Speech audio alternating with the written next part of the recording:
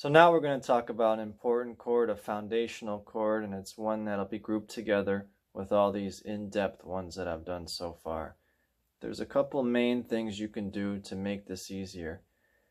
To do with the angling of your hands, and also to do with being on the very tips of your fingers, making things unobtrusive for the other strings, but we'll get into that.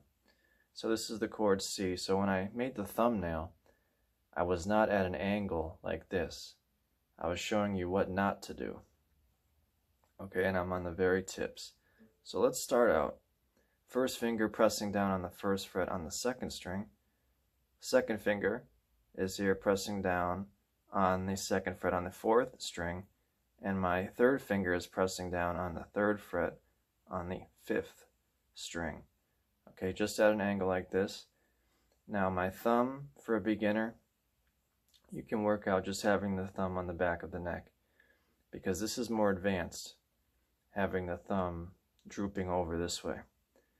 Now also, being on the tips of your fingers is something to think about when you have open strings ringing out. There's open strings, we're talking about open chords.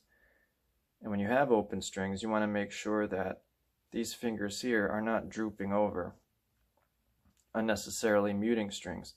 You can even have the pinky here accidentally muting this top string, and the pinky's not even involved here with the C chord. But that can be the case. So let's test out and see what kind of notes we're getting. If you're wearing a long sleeve sweatshirt like I got on this time, roll up that right hand. So this would be the first note. That should be okay, really. That shouldn't be that big of a deal. Because this chord, what I wanted to mention, has similarities to that chord G that we just covered. Because with the G, the stretch is going vertical. Notice that. With the C, the stretch is going horizontal. So we have the fifth string. Seems okay. Fourth string. So with that one, you want to make sure you're pushing down hard enough with that second finger. The G string, you want to make sure it rings open, clear. The B string, as we're pushing down with the first finger, you want to make sure you're right behind the fret. You're getting a clear note.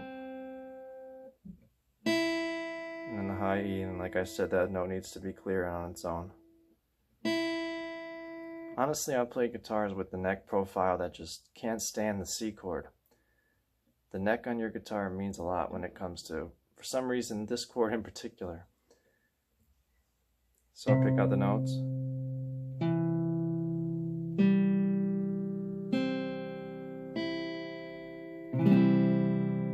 That's the sound you're going to be going for.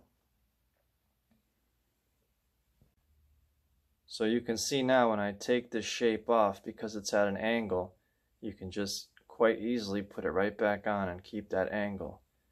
Persevere with it and don't give up with it, because trust me, there's many chords much more difficult than this.